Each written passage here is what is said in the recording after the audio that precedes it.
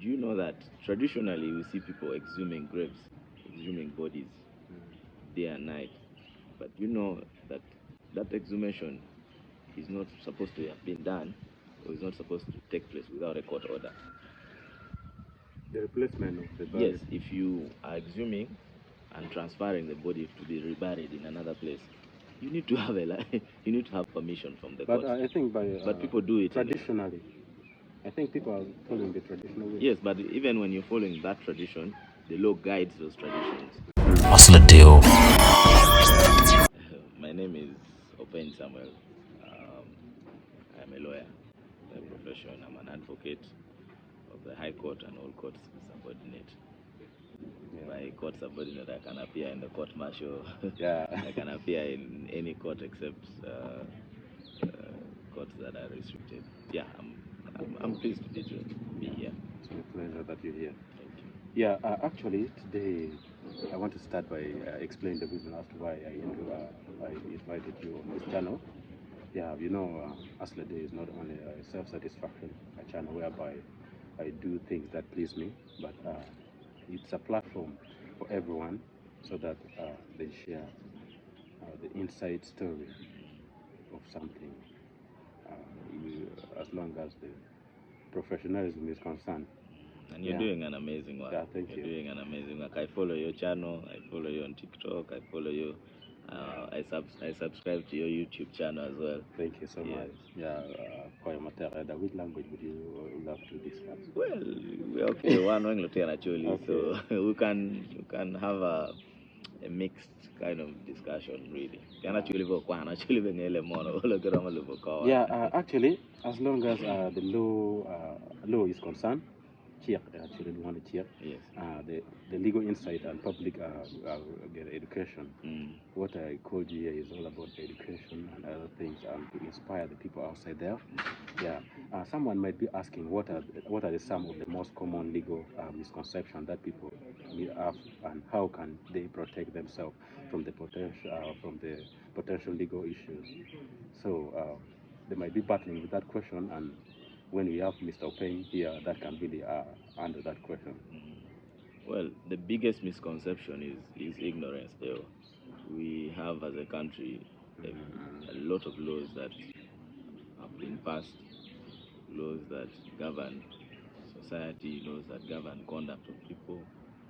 The biggest misconception is the ignorance, that people do not know what these laws are, or the punishments, or the restrictions within these laws. For example, I'll give you an example. Do you know that by law we are not allowed to bury people in an area that is gazetted as a city, for example?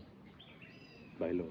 Yes, by law, but we see so many people being buried in the city. Why? Within the city radius. You know, in a city, in an organized city, there should be a gazetted cemetery.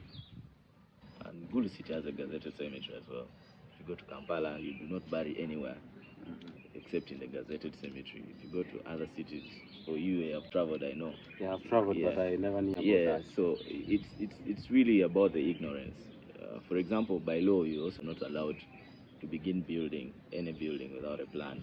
Yeah, I know. But how many buildings do we see rising without plans? I mean, we have seen quite a number. And when issues to do with development comes, maybe government wants to open up a road, government wants to send a project, maybe electricity or something, people start demanding for compensation when in fact, when they started this building or started these structures, the rightful procedures were not followed by law. So the misconception is only about ignorance, really. There are quite a number of things that exist within the law, but the knowledge, the legal knowledge or the knowledge of the existence of such laws or restrictions are not there. And that is why sometimes when certain things happen, people begin to blame, people begin to point fingers when in fact the law is there. Yeah. Yes. Yeah, I'm going to take you a little bit back, actually, about the cemetery, the city cemetery. I mean, we had one change in Gulu, whereby, if I'm not just mistaken, then Gulu doesn't have a cemetery. They do. It's in It's along Omoro Road after Pagaya. Yeah. Yeah, there is a gazetted cemetery now there. So one might ask him or herself that why would you stop me from using my own land? And actually, for the case of building, it's it's like something that they have planned for it, whereby you need to adore with it and the setup of the building. But now, when it comes to the value, you see, I might have my land wherever it's strategically located for me, and it's not on the government roads or it's even alongside the road. Why would you dictate about my land, what I'm supposed to do on my land, and why would you stop me from burying a person on my land? And will it require me to pay some fee for the cemetery? Yes, thank you, Dale. You know, in as much as people have rights to own land, that right to own comes with conditions. Even when you have a freehold title, even when you have a leasehold title, even when you have customary interest, the ownership or the usage of that land comes with conditions. Conditions can be by law, conditions can be by directives, conditions can be by practice. So the conditions that are established when you have usage rights must be complied with. So if the condition is that through the law that has been set up by the government, such an act is not supposed to be done, you must comply with such conditions. I will give you another example, Dale. Do you know that traditionally we see people exhuming graves, exhuming bodies day and night? But you know that that exhumation is not supposed to have been done, or is not supposed to take place without a court order. The replacement of the body. Yes, if you are exhuming and transferring the body to be reburied in another place, you need to have you need to have permission from the court. But I think but people do it traditionally. I think people are following the traditional way. Yes, but even when you're following that tradition, the law guides those traditions. So those falls so yes. So now, if you have or if you hold land, you must hold it with conditions. That is why there is a Physical Planning Act. We have a law called the Physical Planning Act that places or puts a condition that every area in Uganda is a planning area. If, for example, you own a plot of land within Gulu City, and Gulu City has a requirement that if you have a piece of land within the city, you should be able to put up a structure of, say, 3 stories and above. Even when you own the land, even when the land is yours, if you cannot meet the requirements and the conditions, you must give it away, even when the land is yours. Yeah. So those conditions that are in the law must be complied with, must be followed. As long as the area is developed. Yes. So all land or all people that own land hold it on conditions that are set up by law. So if the government, for example, plans and says this area where we're sitting now is going to have a flyover, okay, you cannot restrict and say, no, I do not want a flyover passing over my property. Yeah. You must hold it with the development conditions that come with it. Exactly. Yeah, ladies and gentlemen, this is Asladeo and my brother, Mr. Openy. Actually, I've heard you talking about the ignorance of law. I don't know if you, as the lawyers within the country, takes time to sensitize about the law and then educate the community. Do you guys have like any activity within the country that encourages the lawyers to move within the local people, to tell them, at least to educate them? It can be in the villages, within the towns, to educate them about all these things, the guides of the law. Yeah, we have quite a number of activities there. By virtue of being a lawyer, you subscribe to an institution called the Uganda Law Society. Now, the Uganda Law Society is a body that unites all lawyers. Every single person that has enrolled or has qualified to be a lawyer must subscribe to become a member of the Uganda Law Society. So if you are a member of the Uganda Law Society, it is a legal requirement that you must offer pro bono. Pro bono means free. Pro bono is free legal service. So every year we have to meet a requirement where we offer at least a legal service to the community. And every year there is what they call the Pro Bono Day, where we sit, like this year we sat at Gulu Main Market, where they are trying to guide and receive legal solutions, give legal solutions really to people that needed them. So we have that time when we are allowed mandatorily by law to conduct a sensitization, to provide back to the communities, and to give them the legal knowledge and the training that they may require at the time. During that week, in fact, it is a whole week that is dedicated to that exercise. So during that week, there are community engagements, there are radio talk shows, there are sensitizations that move around, there are there's that sitting that you identify a central place and have people come to attend or get the service that they need. So by law, we are allowed. We are not even allowed. Allowed would be a bit ambiguous. We are mandatorily supposed to do that by law. So every single year, yes, every single year, we must do that. We must give back. We must ensure that we put our knowledge to the help of the community. But generally, there are other ways in which lawyers train and give information to the community.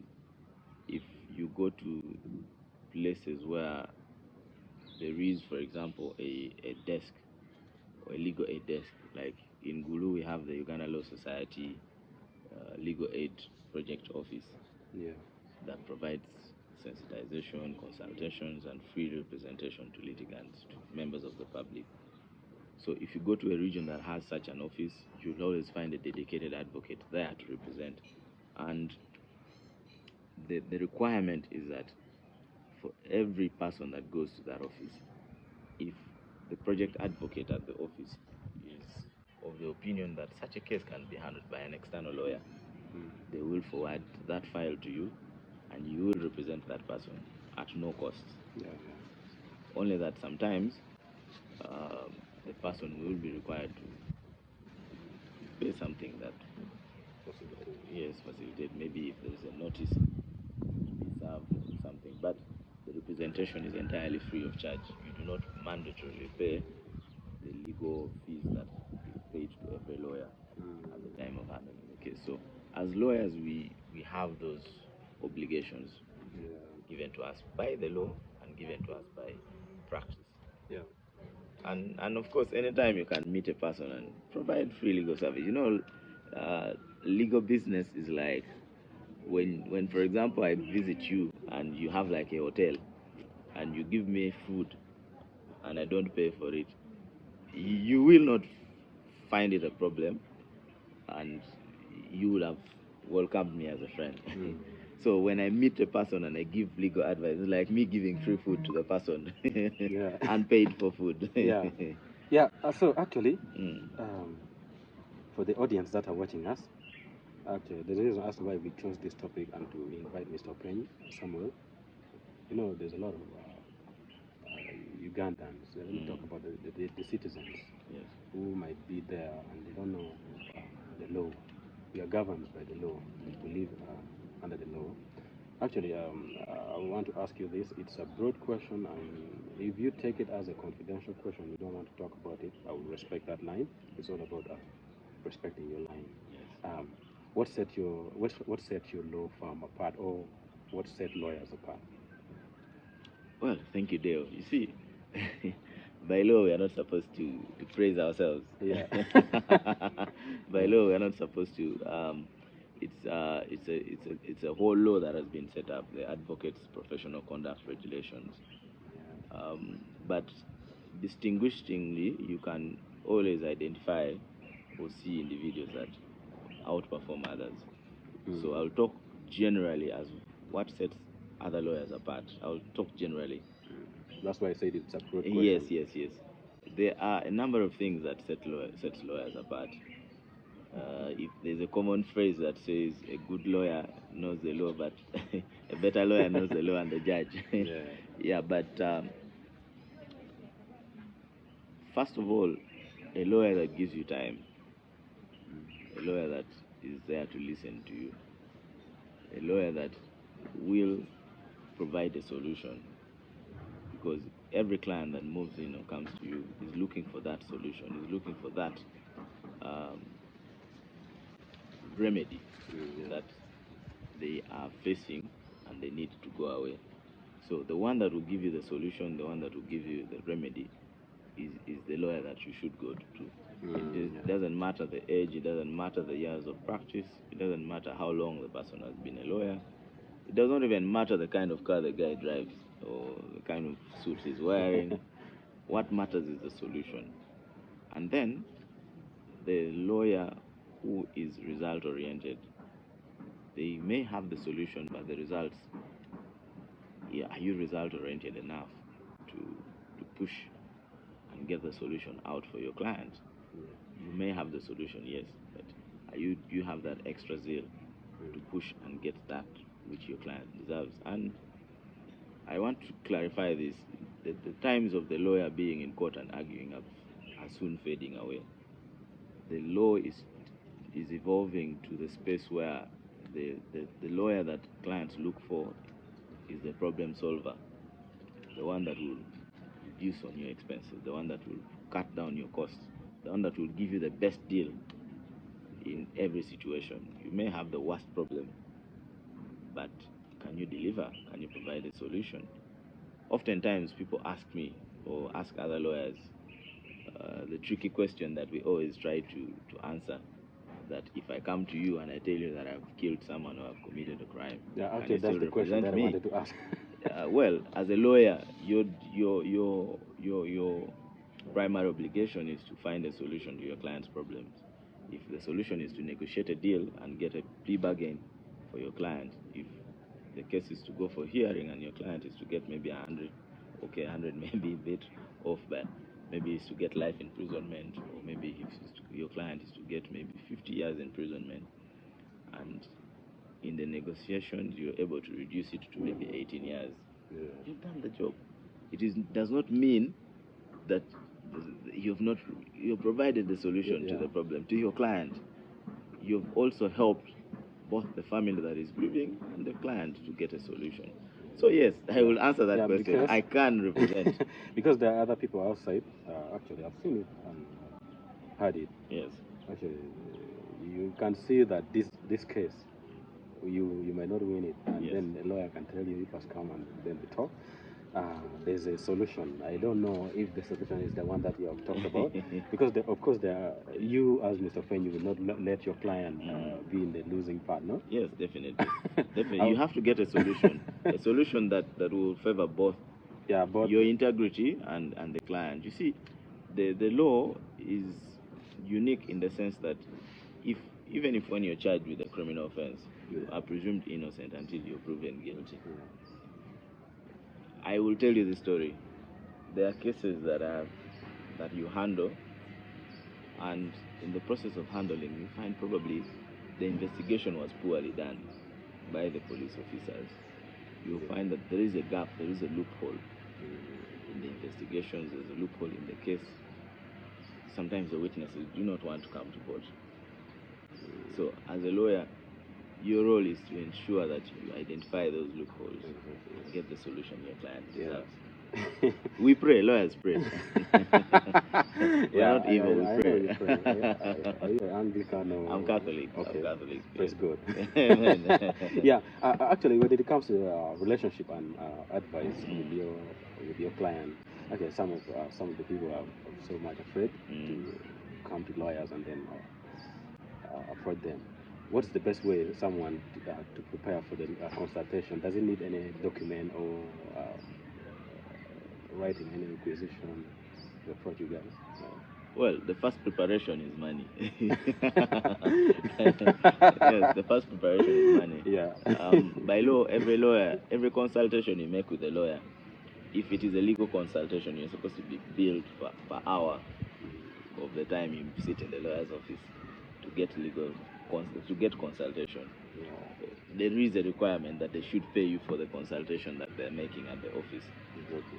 So one of the most important preparations, of course, it's not about the finances really, but excuse me, are you able or are you prepared to get the legal finances? Because lawyering is a business. We lawyers earn a living through lawyering. So if you are preparing to approach any lawyer for any legal consultation, I said earlier that it's like going to a hotel and they give you a free meal. I mean, the hotelier has not lost any money, has not lost anything, but he has given you a free meal. So sometimes we lawyers also do that, but it is in a very rare occasion. The best time or the best way to prepare for legal consultation is to ask yourself this one question: am I telling the truth? The first thing you should always do, and the last thing you should never do, is to lie to your lawyer. If you are going to your lawyer and you intend to get the right clarifications, make sure you tell him the truth. Be transparent. Yes, be transparent and open up and tell him the truth.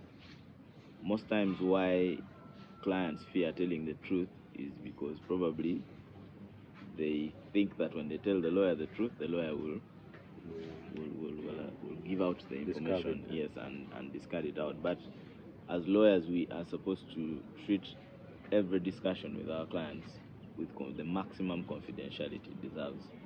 We are supposed to ensure that whatever discussions we have with the client is confidential. It does not go out in the bar, you do not hear it outside there.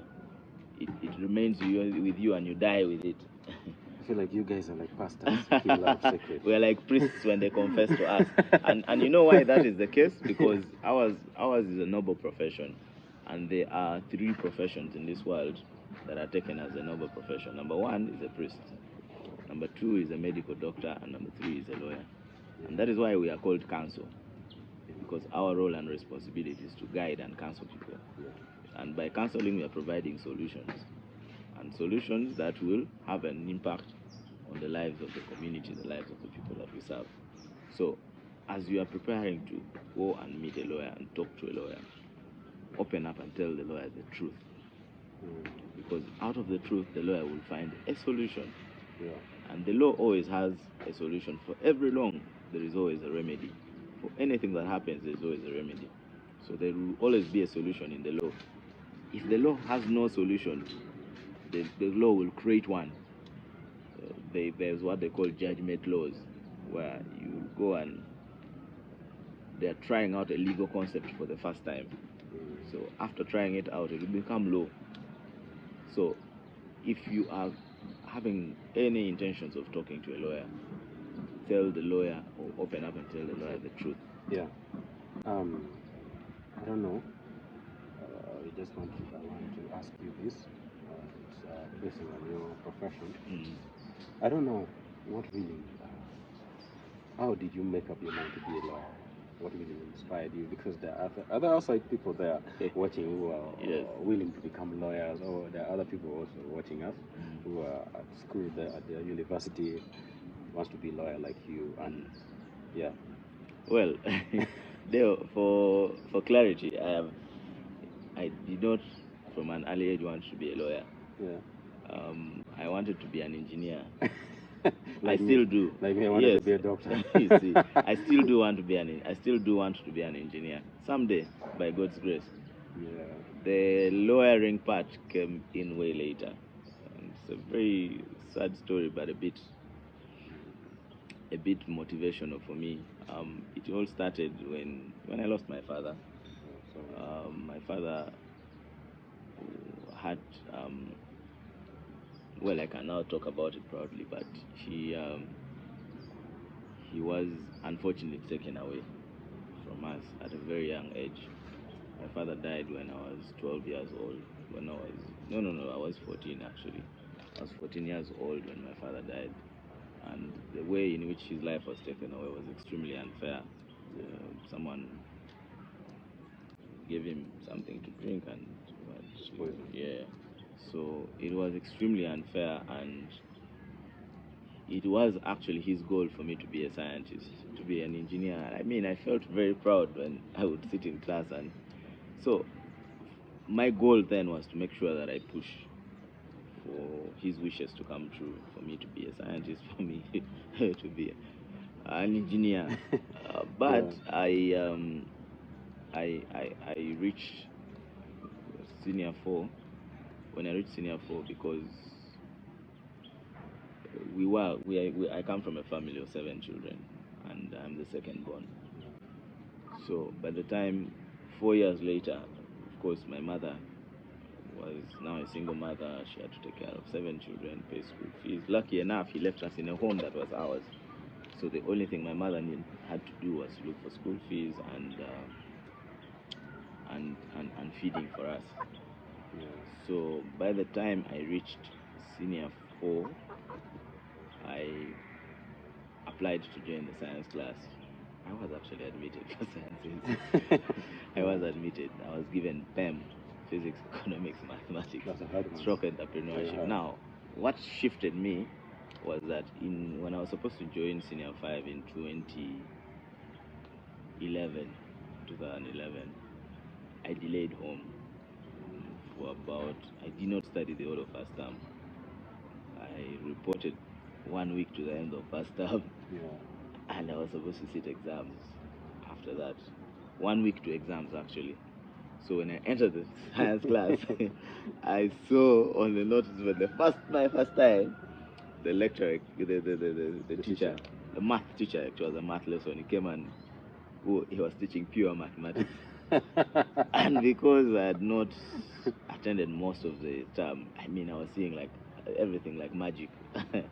Sad. So I went back home, did a bit of self-reflection, and told myself that, you know what, at this rate I will not catch up.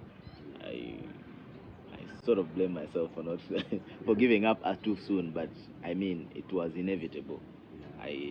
Half of the syllabus was covered. Then I had a discussion with my mother. I had a discussion with my teacher.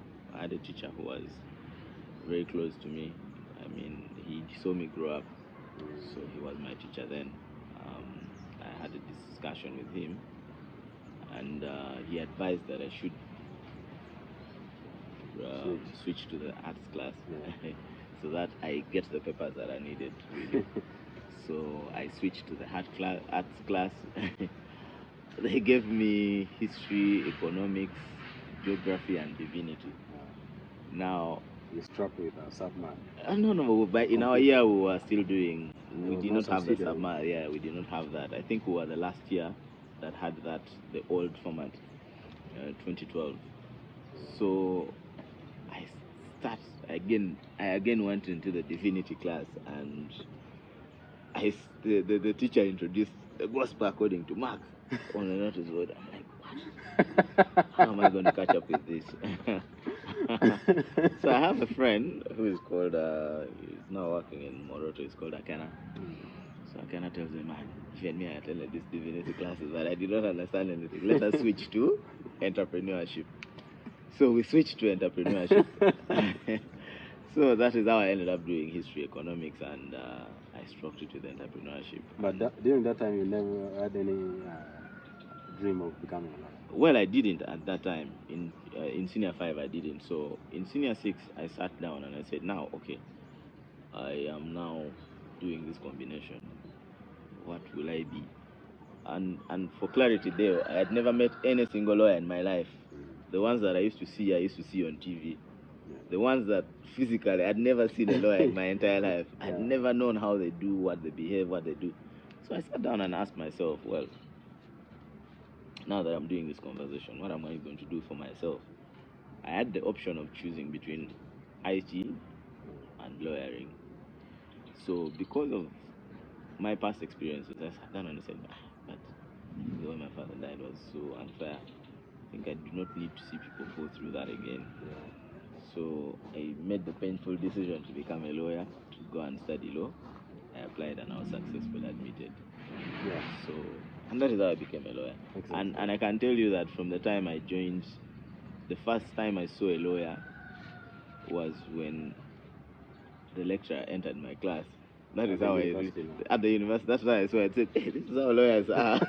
Yeah, actually, when you, I don't know, any achievement that you made during your class or your university time, or from you be starting being lawyer and up to now, do you have an achievement?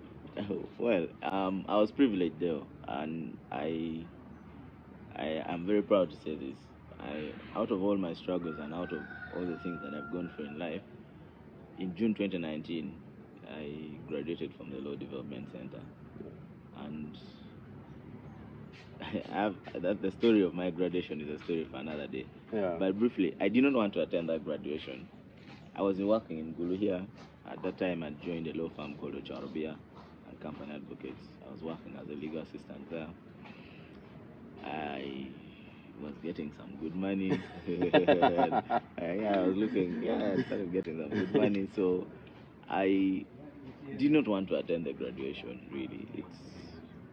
It's something that did not occur to me. I said, this is just going to be another day where we'll go waste time and come back. My mother insisted, no, you come. I traveled and went to Kampala. By then, LDC only had one campus at Kampala. We were even late for the graduation because, I did not have a car. I got an Uber. The Uber broke down on the way to LDC. But lucky enough, probably God was waiting for us. Yeah. We reached LDC around 10:30, 11. Graduation had just started. So they were starting with the diploma classes, and then the postgraduate diploma would be next. So when they started reading out the names of those that had, they started by reading out the general names of everyone. Then they now started reading out those that had excelled extremely. Yeah. They started with the third best student. In fact, they started with the fourth, and then they came to the third, and I'm like, no, this thing is finished. Let's just go home. Because me, I'm Openy, with the son of some peasant here in Korea. Northern Uganda. I don't even know one knows me. And they come to the second best. I'd even removed my gown. You know when we wore a gown? I'd even placed it already. They were waiting for them to finish and then we'd go away. And then when they came to the second best, I thought I was dreaming.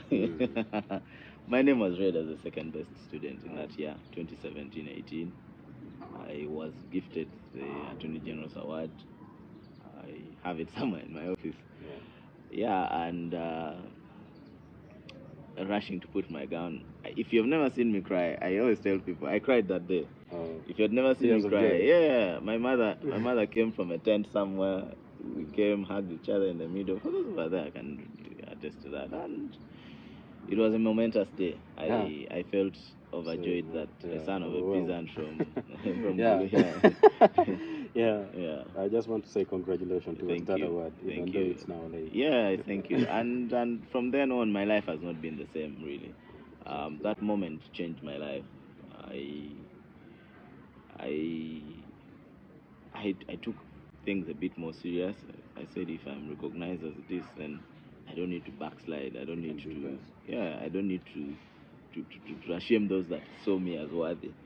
So it shaped my life. It has made me who I am, and it's one of the few achievements that I have. I also currently run a law firm of my own. We opened it in 2022. I work with a team that I lead at the law firm. I'm privileged to lead the team there. What's the name of your law firm? My law firm is Awino Openy Nyafono Advocates. Openy is me, then the other two are my partners. So we are three partners, and then we have an associate partner called Pilo Adora.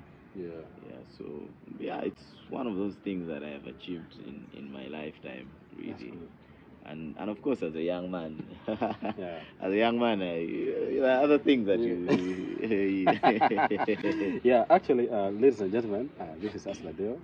Let me take this chance. Let me take this opportunity to bring you back again and give you last advice to the people that are watching us in a short description. You're most welcome, sir. Thank you, Dale. The first thing I will always tell people is never give up. Never, ever, ever give up in life. God cannot pick you from somewhere and leave you hanging. I am a testimony that God works. I always tell people that God works. If you look at my life 10 years ago and you look at my life now, those that met me 10 years ago and those that met me now. You're among the people that saw me about 10 years ago backwards, and those that have seen me now. I mean, God has really worked for me. Never give up. Always pray.